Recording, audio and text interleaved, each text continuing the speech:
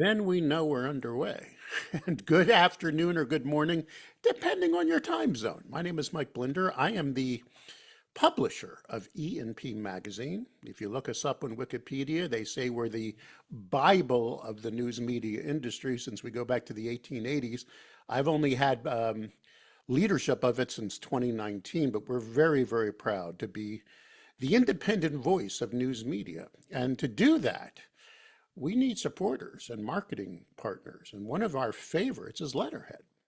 And I'd like to, first of all, bring in my panel, if I may, and ask both Bruce and Marianne to join us, if I may.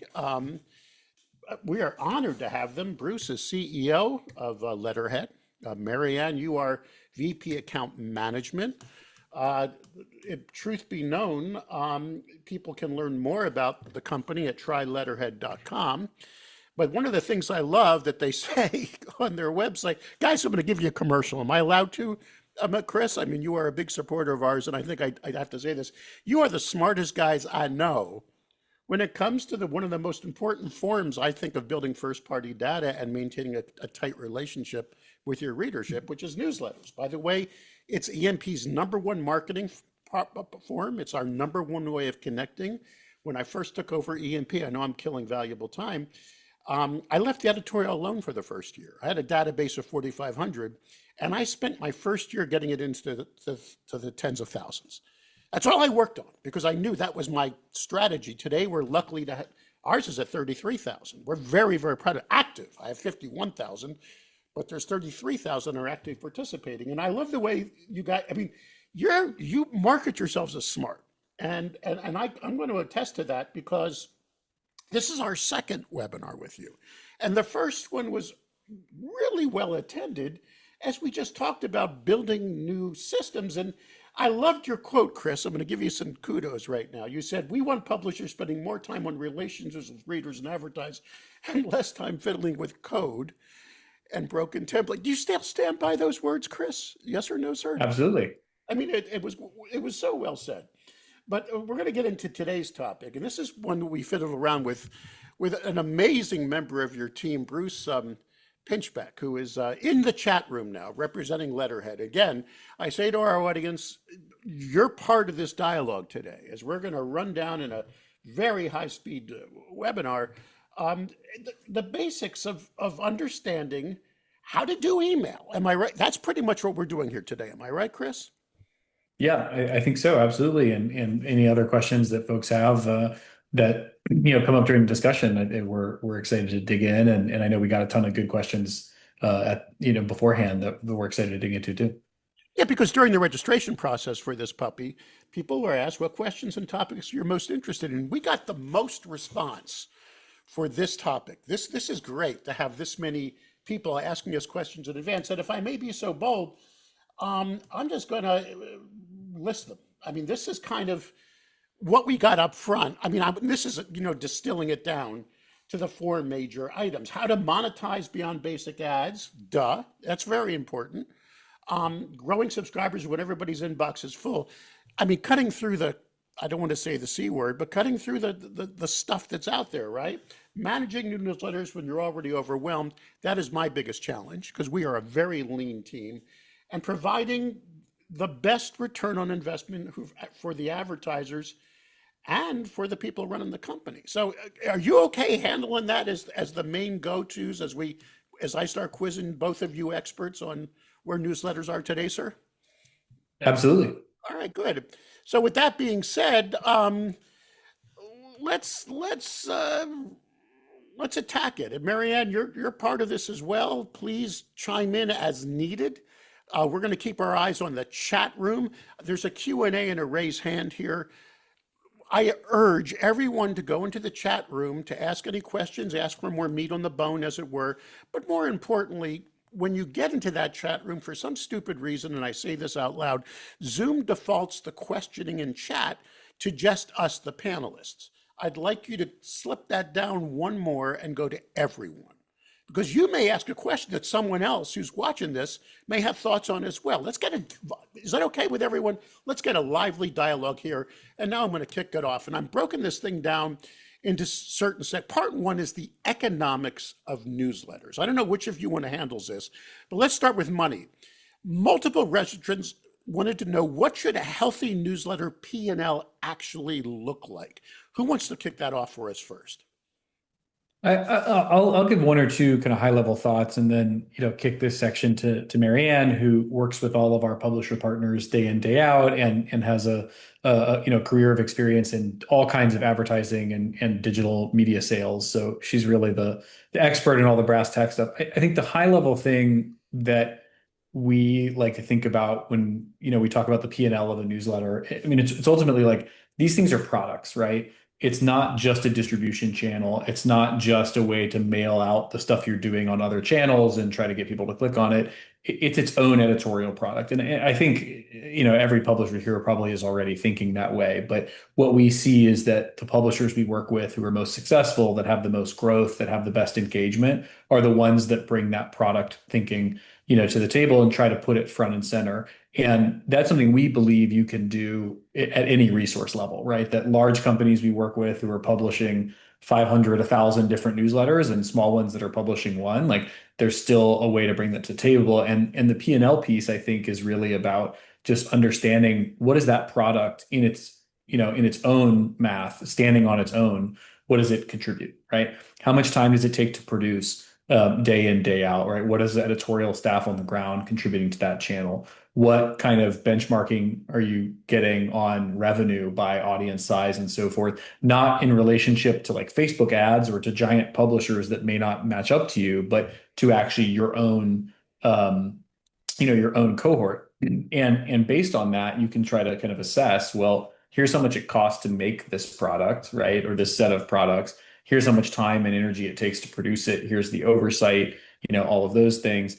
And then here's the revenue potential for it in the form of, direct sponsorship and advertising, traffic to our website, monetization of products and services, donations, memberships, subscriptions, whatever all the other products are you can tie in. But, when we were running our newsletters in our media business that we spun Letterhead out of, we were quantifying all of that down to the hour, right? Like how much time roughly did we think people would spend? And of course, it's a rough exercise, but it's designed to just help us understand what does the P&L of this specific part of our business look like. And we don't think that has to be a crazy exercise, but it's a great foundation because then you're able to go into all these other questions that I know we're going to get to next about specific ad sales strategies and sponsorships and other things. Thinking about each one of these products as something that we're trying to maximize and grow that business, rather than just sort of in this broad abstract way where it can often feel really hard to wrangle. So that's the number one thing we encourage publishers to do is just kind of think about it as a product strategy and think about these as, you have a bunch of little P&Ls that kind of come together to drive the right results and put these kind of ad sales strategies Marianne can talk about into practice. Well, Marianne, I want to ask you another key question on this, and then I'm going to get into some specifics, but I only manage 2 major newsletters. I know some media companies do 10, 15. I mean, they're getting into niches and different topics, whatever. When should someone kill when you put all these pokers in the fire, when do you know one is done and it's time to stick a fork in it? Is there any strategy on that, Marianne? I just may ask quickly. So hopefully we don't get to that point, right? I Right. think you start with looking where we see people miss the boat a lot is they're not paying attention to the underlying metrics. And you need to really fully understand where you're at before you get to that point where you have to kill something that you built that took you a long time to build. So if Watch the you numbers. yeah, if you see that your open rate, the power of a newsletter audience goes way beyond just the size of the subscriber list. It's the strength of the engagement, and the community that you build, right? So if you see that you have an open rate, for instance, that is trending lower, you need to figure out why that is happening. And there are ways to do that. One thing that I think Letterhead does above and beyond anybody else I've seen, and the feedback we get from our customer base, is helping them identify the issues with deliverability. And we can talk about that a little later. But there are several things. If the bulk of your subscriber list is Gmail addresses, and Gmail is blocking you at a large percentage, then you have a serious problem. And it may not be your content. It may be something that Google is flagging as spammy or as, a certain way. So there are a lot of things you need to be tracking before you get to the point of having to That's what cover Chris those. taught me on the first webinar we did in the spring, because I was bragging on this 50,000 plus email to all my advertisers, but I wasn't looking tight at the numbers. And after that webinar, I went a deep dive in, and I saw that only 33,000 were active, and I'd rather play to those. You see what I'm saying? Yes. And then I didn't delete the others, but I'm not going to waste their time. I mean, and it increased my open rates now. So anyway, metrics. Okay, I don't know who wants to cover this. Maybe we'll swing back to Chris for a second. Tom, when we asked for registrations, asked what actually, what is the revenue beyond the ads? I mean, because I run ad. By the way, can I say this? And maybe you disagree, Chris. My open rates, my click rates are massively higher in the ads in my newsletter than they are on my website. And I think that's, I can get up to 4% in there, where, I'm sitting at barely 1% on the site sometimes. Maybe I get a lucky 2. Is this common? And what can you do beyond that? Should I start with you, Chris? Is that okay? Or should I go to Marianne? Yeah, I think at a high level, the the headline is not going to be shocking to anyone, I don't think, on this call. But the diversity obviously matters a lot, right? You have to understand kind of how a combination of different revenue channels will contribute to the right thing. But I actually think the more important thing is to have an understanding at the outset of what types of monetization are a fit for the newsletter you are making, for that type of product, right? From the user's perspective. Because if it works for the user, I think our general philosophy is that it's going to also work on the sales side, assuming, you've got the right sales capacity and so forth. But, if it's working for the user and it's aligned to the user, it's going to be a lot easier to sell. And what I mean by that is that you think about a really popular kind of newsletters people can think of, like the Skim or these other kinds of products that have become famous for, building a certain format, that kind of thing. Those newsletters that are super bespoke and hand curated and, clearly written by one or two people in a very kind of detailed way. Those are a great fit for these very kind of hands-on bespoke sponsorship placements that, exist across the entire newsletter in multiple placements and this kind of thing. But a newsletter that sends out your 10 most read stories from the week, or that shares top headlines every day, that's more automated, which also has value to users, right? It gives them a couple of quick things they need to know. It doesn't take 20 minutes to read. It's a quick couple of hits in your inbox. Different purpose, different product mission, right?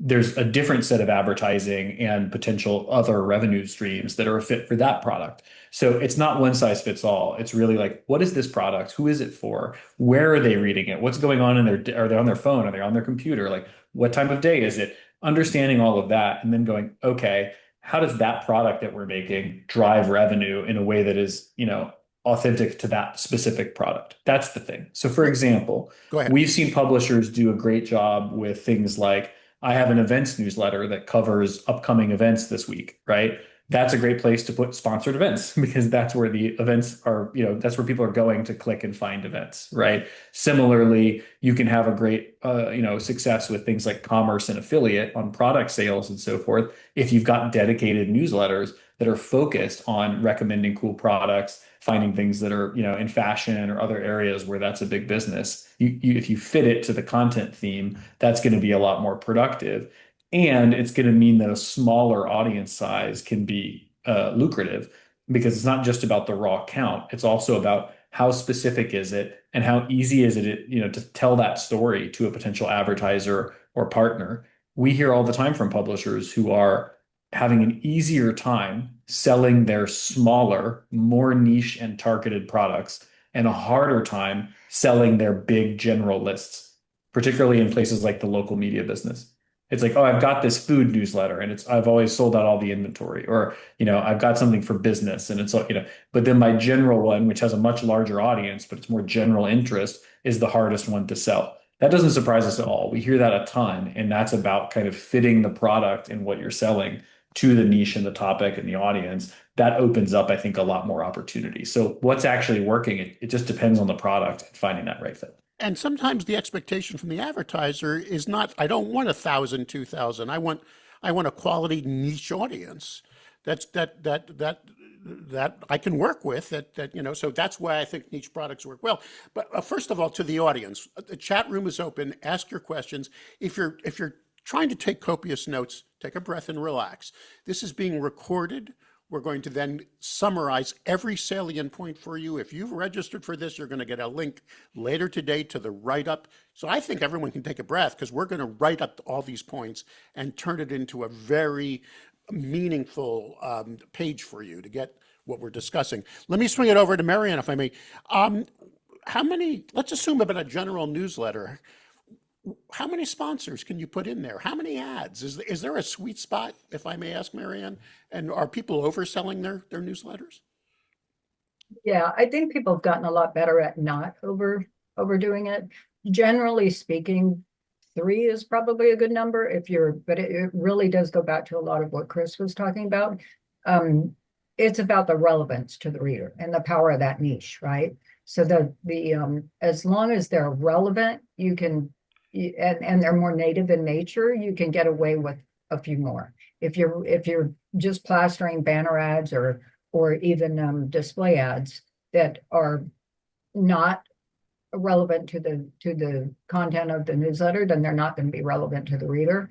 And so you're almost insulting the readers, right? So I always say you have 2 constituents. You have the reader, but you also have the advertiser. So you're working for both when, you're not helping an advertiser if you're putting them in a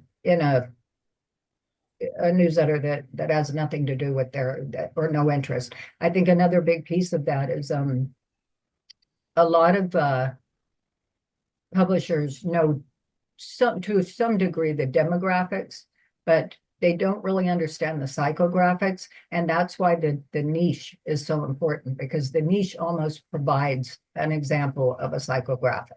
If it's all about Treat me like a 3-year-old. Define that for me a little bit more, if you don't mind. If it's all about it, let's say you have a newsletter all about health, then you may not know the demographic there, but you've got readers that are really interested, or fitness, right? Fitness, that you've got people that are really interested in fitness. So fitness products are a natural to run in that niche, right? So the psychographic is, I've got these people that I don't know the ages, but I know, and I may not know the gender, or I may, but I know that their key interests are in fitness and in health. So then I'm able to really leverage my audience more and match them up with a more appropriate fit. All right, so you're helping answer Matt McMillan, industry mover and shaker, good friend of E&P and someone I've known for decades, is asking good topics. I mean, he's right there in the chat room. You covered health, you covered food. Chris, can you just run down any others that he make? Because I think he's just saying, give me an idea of what these niches are. Chris, any others that is best practices from across the spectrum?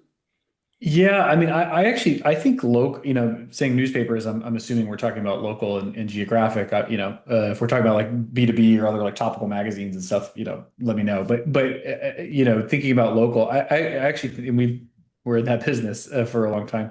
I think local is a great place for email to really, have an even better kind of ROI curve or like multiplication factor against kind of the competition. Because to Marianne's point, no publisher will ever be big enough to compete with Google and Facebook and TikTok and so forth on demography. Like you lose. Like, oh, how many people in this group can you give me? Like it's always too few for somebody buying in that mentality, right?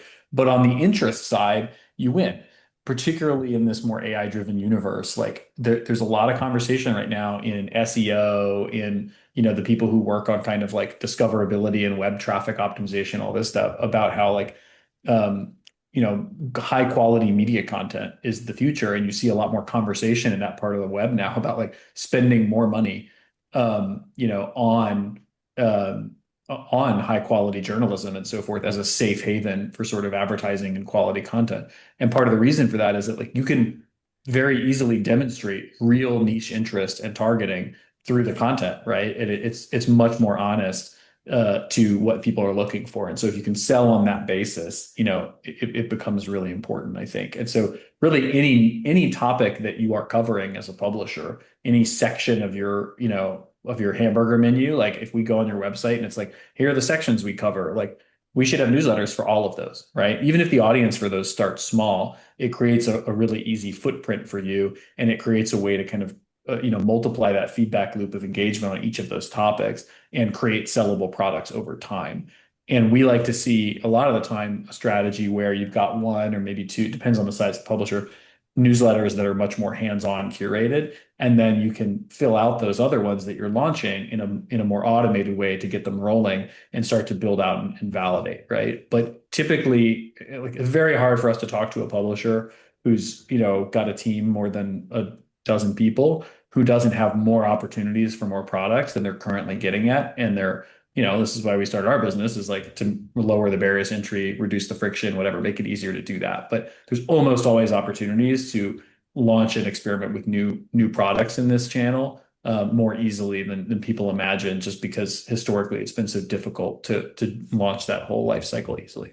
Matt's asking if for specific examples. I'm going to ask maybe Bruce in the chat to get back to him with some links, maybe for some of your best practice customers, or they're also on your website. I've seen them. So because I want to move on, I'm obviously running late because I always am. I want to talk about growing and keeping subscribers. Bingo, list churn, how important that is. And in the original questions we got from registration, Paul asked, what are others doing to grow their list? And I love this question from Peter Kramer, who registered for this. He asks, what can we learn from Substack? What is moving the needle to truly grow those critical subs you want to hold near and dear? Is this for Marianne or Chris? I'll let either of you grab it. Go ahead. I think if you think about Substack, there's two different sides to that equation. One is that we think about Substack. I would encourage people in the media business to think about Substack as fundamentally it's a social media kind of platform, more like a YouTube or a Twitter or a TikTok or whatever, than it is, it's not really tooling. And that's okay. Like that's what they're building, and that's good. There's discoverability that you get through the app and things like that, right? But ultimately, it's a sort of network that's being built there. And so there's a set of things about that are maybe less relevant to this conversation. What I do think is really important is that they're showing the value of personality and of individual voices and how attractive that can be.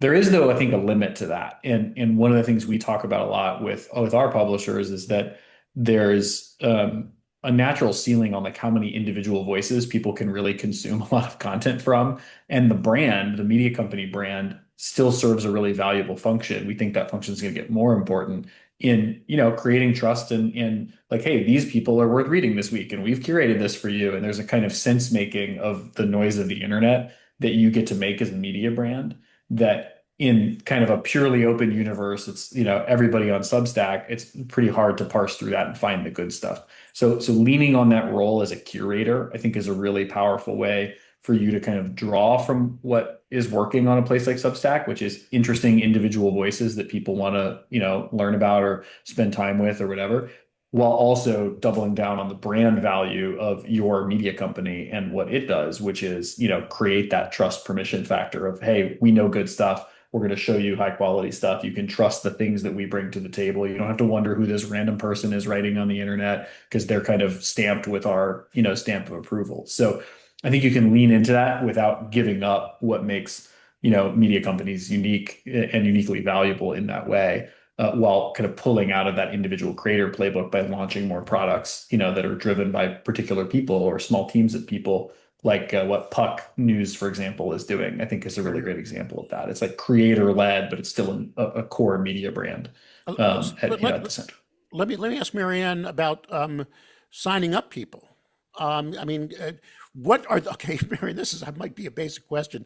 What is the biggest mistakes people make on their sign up forms in order to not build their lists? And I think I know what it is, but I could be wrong. But go ahead. Let's take it I away. think the biggest mistake I see repeatedly is, for every new prospect that comes to us, the first thing we do is go to their website and look at them and, see where can I sign up for the newsletter. And often we have to hunt for the sign up form. It's not, it should be on every page. It should be prevalent at the top, not buried at the bottom. And a lot of times it's on one page only where you really have to hunt for it. So I would say that's the number one mistake. We see a lot of people are growing their base with cross marketing. Like if you've got somebody that has, maybe they're not competitive with you, but they complement your content in your newsletter. We see an example would be Global Post and Tangle cross market each other, and that has been a good strategy for them. Affiliate links, things like that. But generally, it always starts with content. Is your content good? Do people want to share it? Are you sharing it across all your channels?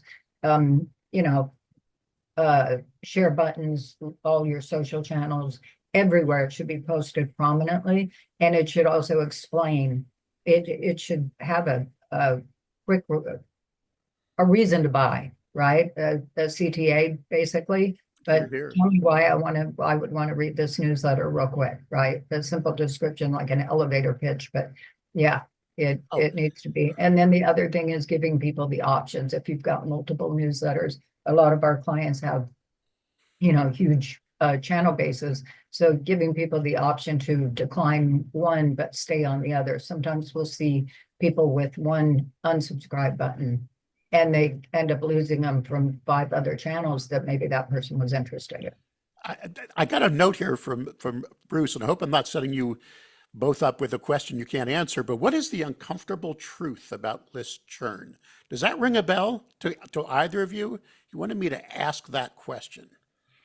Well, I think there's a couple of things, right? One is we always talk to publishers that are, sub 50 to 100,000 subscribers and try to advise them to maybe focus less on churn than they do. Like what will sometimes happen, we'll see with kind of smaller to mid-sized publishers is that, maybe you're getting email alerts every time somebody unsubscribes, you're seeing, it kind of wounds you, right? Because it's like, this is this thing I'm making, and then why are people unsubscribing? And, they might write a note or something, and it feels very personal, right? But it's not like that, right? People are cleaning up their inbox, they're doing whatever, but it's going to have a much smaller impact than focusing on the people who are highly engaged with the newsletter and like what you're doing and figuring out how you can double down on that. So we end up in a lot of conversations that are like, okay, yes, 200 people unsubscribe, but over here there's, 200 or hopefully many more people who are reading all the time and they're clicking every day and they're engaging.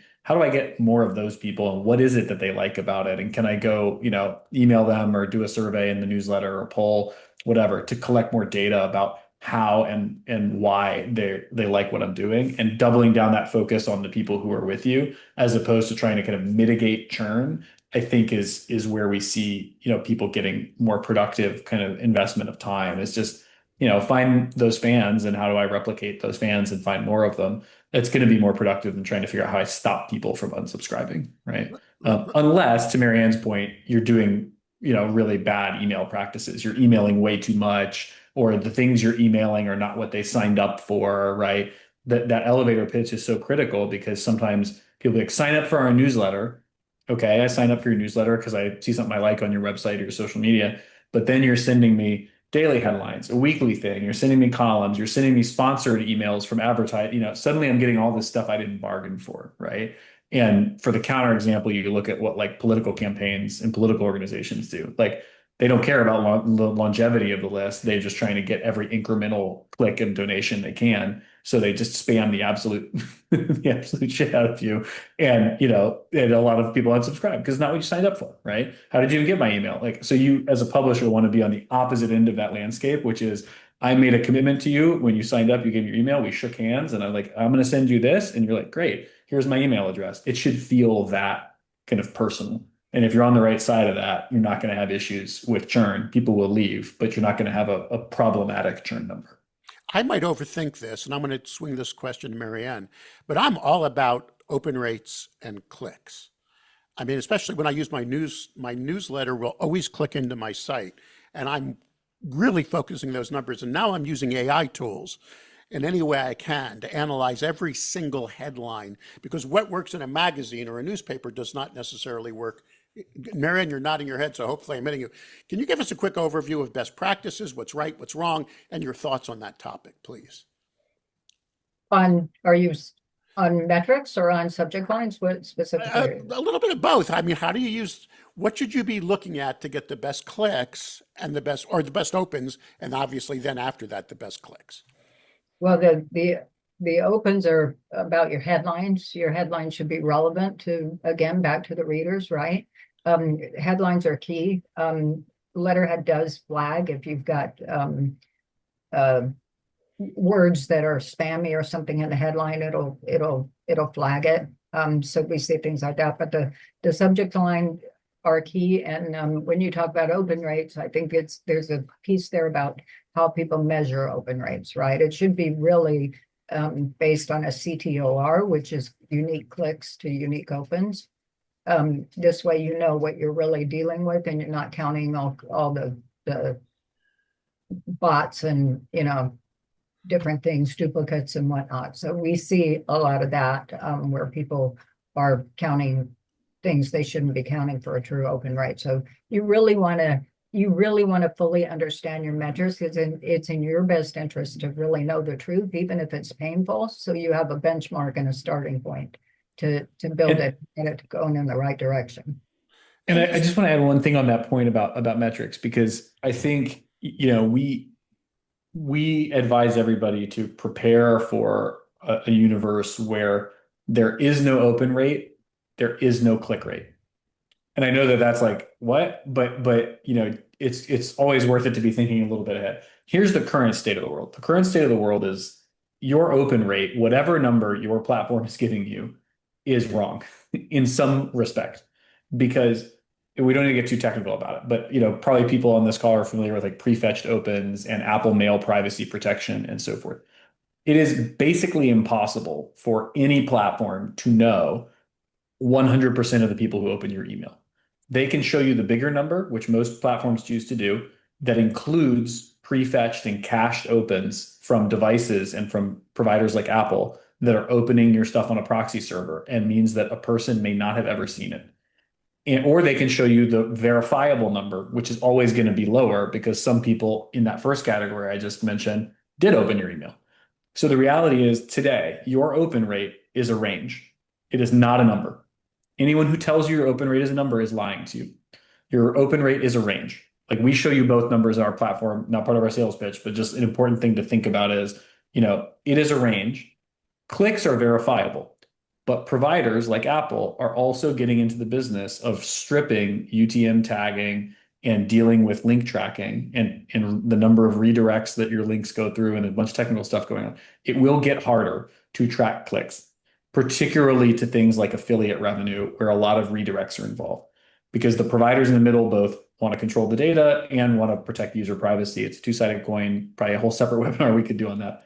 But what's important to be thinking about is, how can I balance the hard metrics that I am used to practicing on? I have this open rate, I'm getting this many clicks, with the qualitative stuff that comes from talking to readers, getting feedback, doing polls and surveys, understanding the product strategy of each thing, et cetera. And I think that's, the answer to this question of like, how deep to make the content versus driving clicks and this kind of thing. It's like, it goes back to that. Is it honest to the newsletter, right? We have customers who send newsletters that are designed to be read in the inbox. It's 5, 10 to 20 minutes. We have some that are like, New Yorker length articles, 10,000 plus word, like very long emails, but it's designed to be read in the inbox. That's the thing. You open it, you read it. It's like I kind of consume the whole thing and I don't need to click on anything.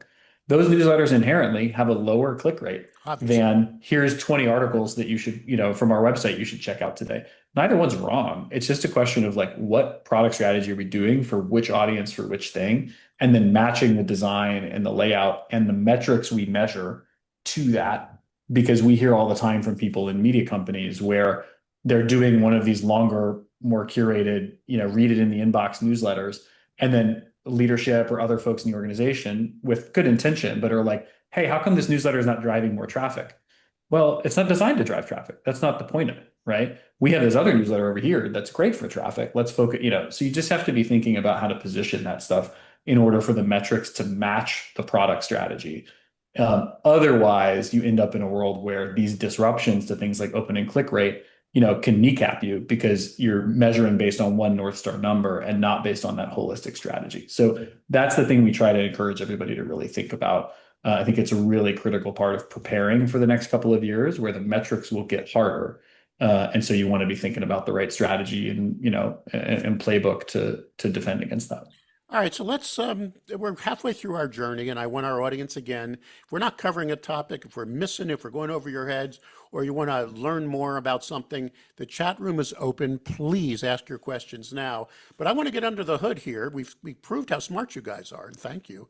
Let's prove how good you are at building a company. And let's get into Letterhead, if we may, give you a chance to pitch it. But more importantly, answer the top questions we got. I'm running a small operation. I'm reading these almost verbatim. I don't have time for everything. I'm too busy just trying to build articles. I mean, how important is newsletter strategy? Someone actually, even Scott asked, I'm in a small market. Is this even worth it? What's the minimum viable newsletter operation? And can I really do it with a team of 2 or 3? Can you guys, what do you do? And how can this process be made easier for people that are struggling just to be sustainable in today's media world? Who wants to handle that one? Is that you, Chris? I see you nodding your head, or is that Marianne? Go ahead. I could take it. Marianne, yeah, go ahead. Yeah, I'll start it. I think so.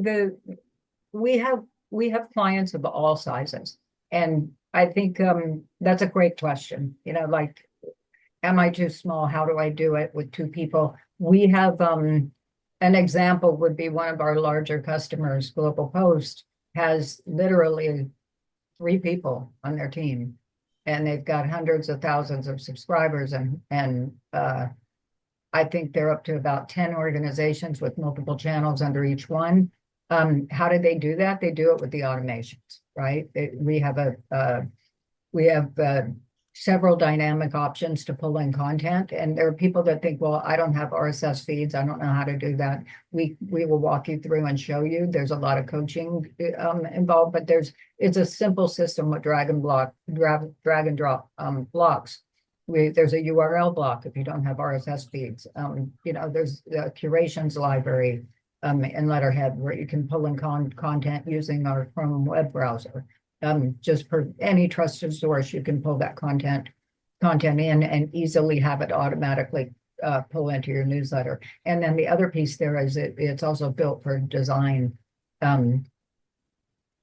easy design, top design. And that when we see newsletters come in from small, those are the number one things. How am I going to do it? They're copying and pasting, they're doing things like that and putting it in, and it's just a big delay. Almost every call in sales, we ask the question, how long does it take people to create one of your newsletters? And the answer is always 2 or 3 hours, which blows our mind. And then when we get them switched over to Letterhead, the efficiency cuts that time in less than half. And that's the sizzle when you do demos for people, is the automations is really easy for people to grasp and see how quickly they can make a beautiful product. And again, we don't view them as newsletters, we view them as a product, because you build them up and you have a viable product that literally we have people selling. We have, people making lots of money. They built up a great newsletter brand and they're selling it, and they're going to start another one. It's like selling a business, right? So I love it. yeah, it's really fascinating. So you don't have to have a large group, and it starts with you have to have content. You have to know the purpose of your newsletter and who it's going to serve and why it exists. And so it starts with content, and then it's about building the base, your subscriber base, and growing that. And then it's about monetization. Sometimes we see people that come in with a tiny, tiny list, and they're all about, I want to run ads in my newsletter. Well, you have to wait. You gotta crawl first, and then walk, right? And then run. And that's that, that really goes even for, I know we're talking about kind of small, smaller use cases, but it also goes for folks with dozens or hundreds of newsletters where some of them are going to be, they're going to be able to support by audience size or purpose that more bespoke hands-on hours of production time each, whatever.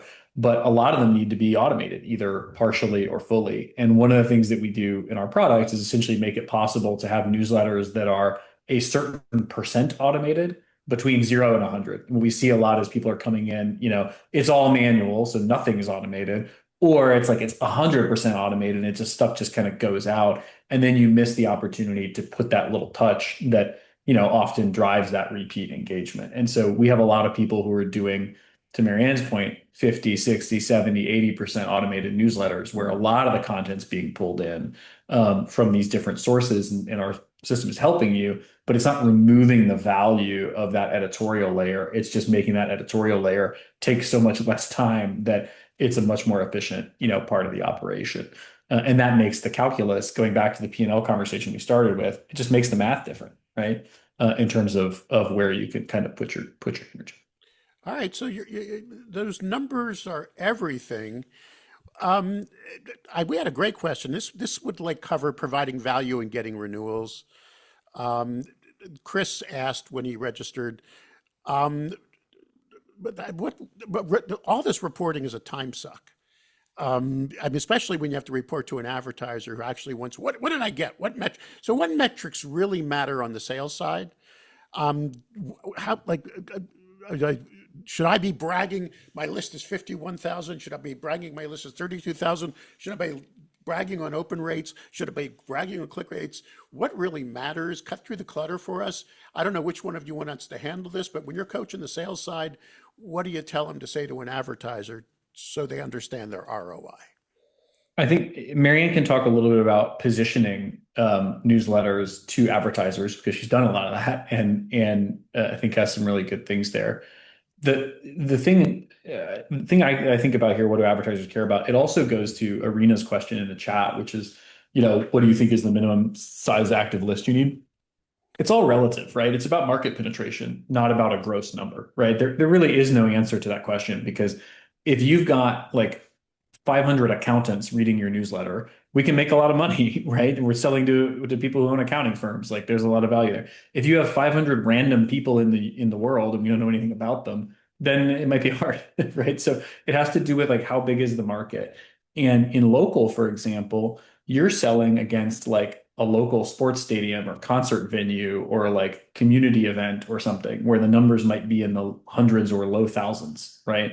And so you don't have to have as a publisher in that universe, 100,000 people on your email list in order for that to make sense, right?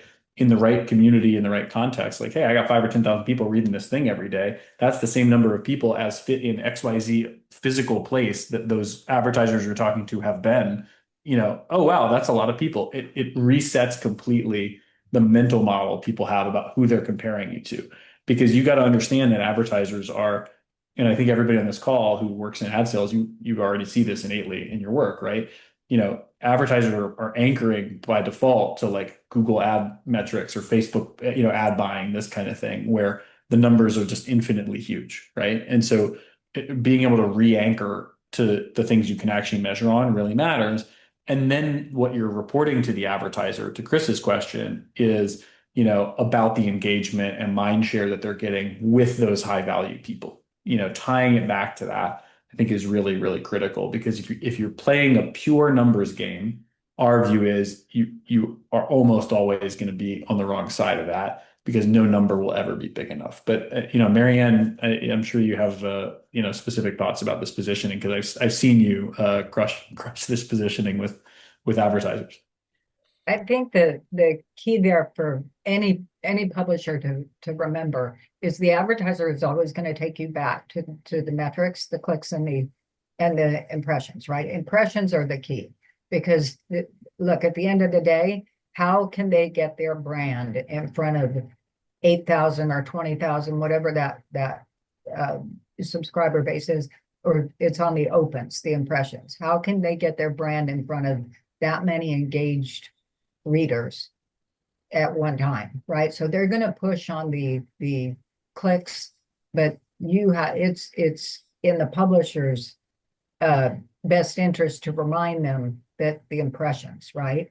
And then also, I think the mistake we see a lot is people selling ads one at a time, right? You don't want to, it's difficult to go engage an advertiser, even in a local market. It's much easier in a local market, but you engage an advertiser, you don't sell them one ad at a time. You don't sell them you sell them a plan, right? If you want to engage with our readers, let us introduce you to our readers. Let us tell the story about what you do. Let us move. So now instead of selling an ad, I've sold a campaign, and it's an awareness campaign to start with, and then it becomes, right? So part of it is positioning and pitching it to the advertiser and building a plan.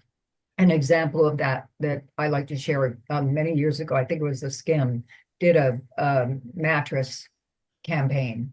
And instead of doing a mattress campaign, they did a sleep campaign. And they made the advertiser made a ton of money off of it, more than they had. The other piece to think about is the advertiser will always want to push you in that immediate, push you to the numbers immediately following the ad. There's always a residual effect that they benefit from, right? And you want to capitalize on that too. So when you're selling a longer term campaign, they can really see the true benefit. And never forget that there's a crossover benefit too. They may have read it in the newsletter, but maybe later they're on your website and it looks like they made the decision from the website. All of those channels work together. So you have to think comprehensively when you're doing ad campaigns for people. Chris, did you And want to we add to built some that? Yeah. features. Yeah, we built some features into Letterhead that make that reporting really easy. So there's a whole, we call promotions, a whole kind of part of the app that is about managing the different placements in your newsletters, the different slots of availability for different types of promotional content, advertisers, sponsorships, your own stuff too, though. Subscriptions, paid memberships, donations, products and services, events, all these kinds of things. These are things that you can put through promotions and pre-schedule what will go where and have that automatically get distributed in the right newsletters to the right people at the right time. So we have a whole feature set in the app that does that. But one of the key things to Chris's question about reporting is we've got a reporting feature in there that tracks all of the impressions and clicks on each run of a promotion and on the total campaign by each newsletter product. So if you're a publisher selling across one or more newsletters, we can give you that consolidated reporting in one place that you can then download and share to the advertiser. Because what we see a lot of people doing is like going to each newsletter that was sent, scrolling down the list of clicks to look for the link that was for the advertiser, writing down the number, and going to the next one. And, pretty quickly a day has gone by and it's like I'm just reporting on one ad campaign. So we're trying to consolidate. And again, it's about saving that time, right? So that time can get reinvested in the more strategic elements of the work. And I'm assuming, and I've seen it, I just want to say, and it's not nerdy. It's easy for any advertiser to understand the numbers the way you present them, right? It's just a simple way to do this. Okay, we're getting near the end of our journey. Again, the chat room is open. Got about 10 more minutes to go. I want to do a quick bullet. I want you to nail the biggest mistakes you have seen across the hundreds and hundreds of publishers you work with, if we may. And what have you seen? Just so the audience can say, I'm doing something wrong. Give me the hit list, if I may ask. Marianne, you want to kick us? We can ping pong. Go ahead. Yeah. Go ahead. So one of the biggest ones is hammering your audience, just sending way too many emails, which is going to it's going to impact their reputation score at some point. But that we see a lot from some of the overzealous players, and then also not what we talked about before, not really looking into your numbers early enough. You should have a really quick view that allows you, whether you're senior leadership or you're the end user, to see the impact of the work that you're doing and how your product is performing on a daily or weekly basis. You should see that easily, so you've got flags that will help you make really smart decisions using that data that is available to you. And I just came from a call earlier today, and they were telling me they had no idea what their open rates were. So he didn't look at them. So yeah, I mean, that's a crazy call, right? But regardless of what we're saying about opens and how it's not a accurate number, you still have to use the data that you have in front of you right now, and you got to know what you're doing. So I think the metrics and also the send frequency are two of the bigger ones. I'll give it to you, I Chris. think Yeah, I think one that goes along with that for me is about not starting with like every newsletter you do should have like a one pager. We have some templates for this actually. If people are interested, let us know. We'll share it with you. But a one pager kind of thing. Like we call it a character sheet because we play Dungeons and Dragons over here. We're nerds. But what newsletter is this? Who is it for? What's the purpose of it? What's the structure of it?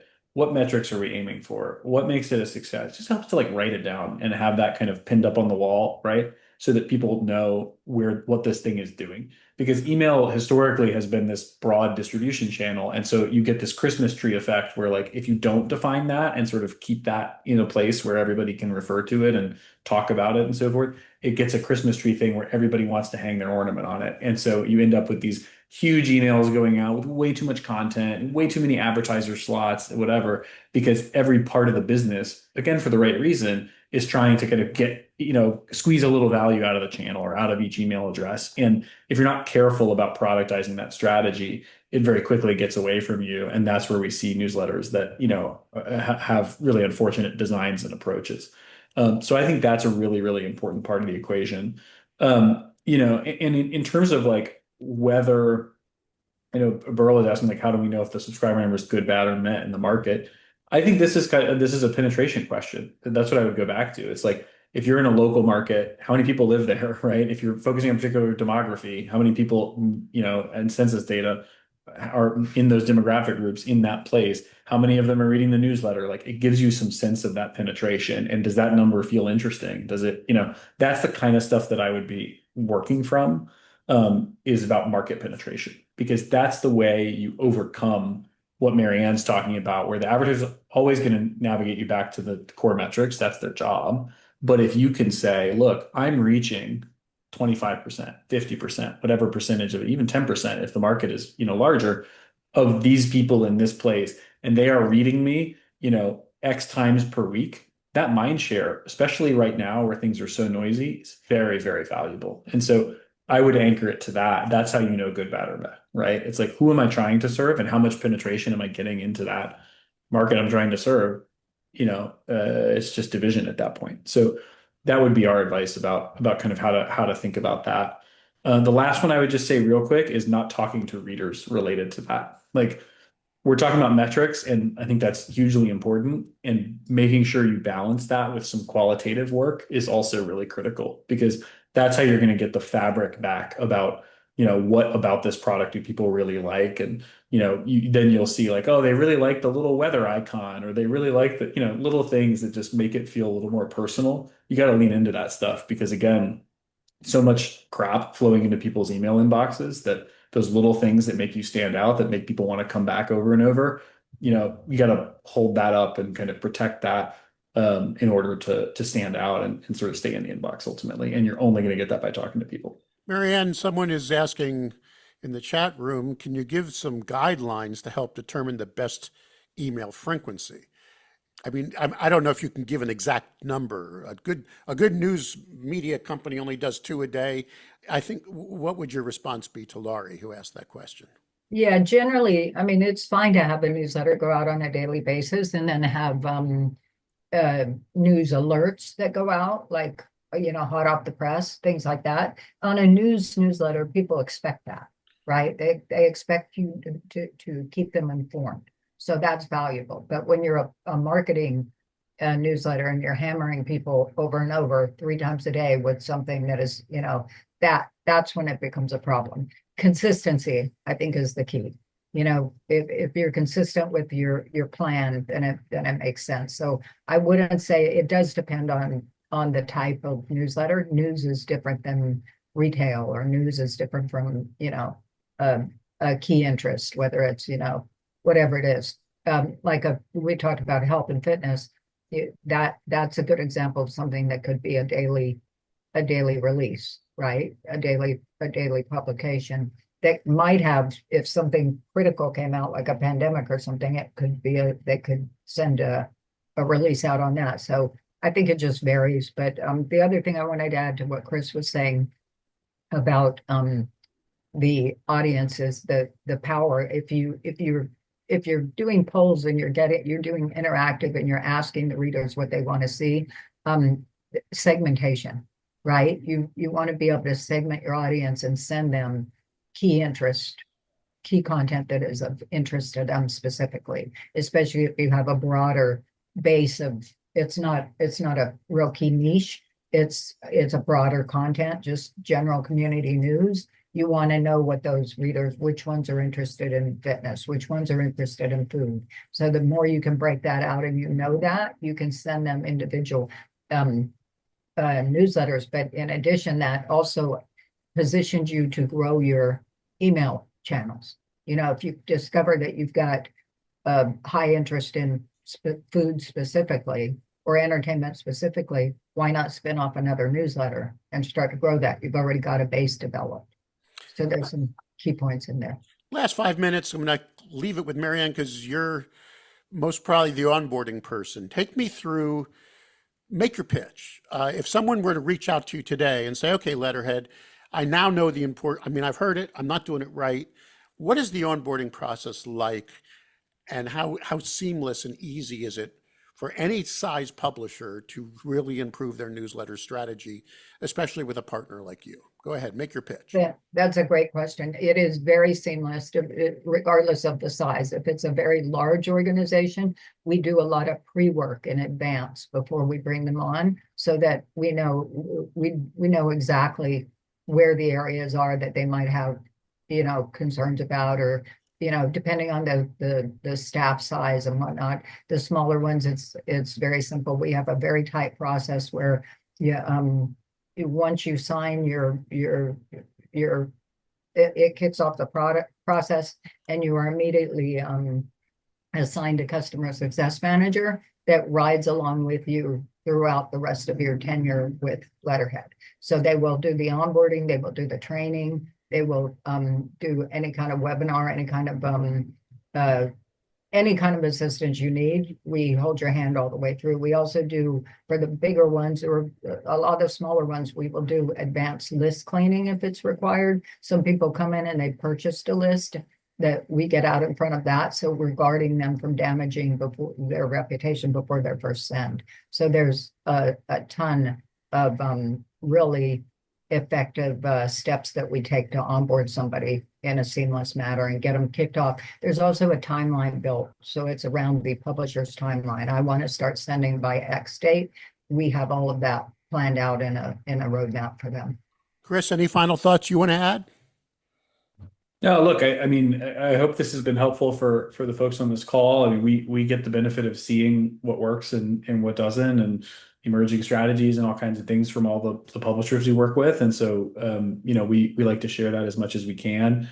I think the two things we want to leave with folks, that one, we're here as a strategic partner. That's really our goal. So we are in the software business, we sell software, but as Marianne's saying, our goal is to partner with you and really help you level up this channel. And that's what you get from us inside that software spend. And so we see the value is, many multiples of sort of where people are coming from typically, because we're adding that kind of partnership layer to the equation. And secondly, we work with the vast majority of CRM and email service provider solutions that people have in place. So you're on HubSpot, you're on MailChimp, you're on Constant Contact, you're on Sail Through, like products like this. Like, we can integrate with those products and help you 10x your newsletter execution, save time, drive more revenue, increase the open and click rates, right? It doesn't have to be, in many cases, a complete switch of your tech stack. We can come in over the top and start to multiply the value you're getting. So really, anybody who's on this call that's trying to grow the engagement of that channel, it's something we can help with,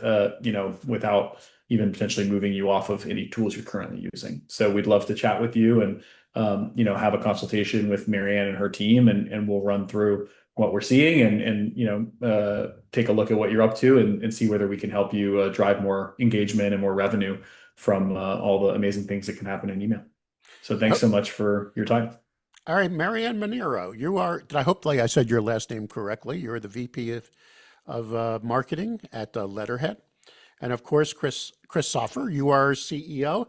Both of you, I would say, are two of the most smartest people when it comes to newsletter marketing, and we're honored to also have your support here at ENP. For those of you that registered, you'll be getting a link later on with the synopsis of today's information, a recording you can share with your coworkers. Thanks so much for your participation. Everybody have a great day. Thank you. Thank you.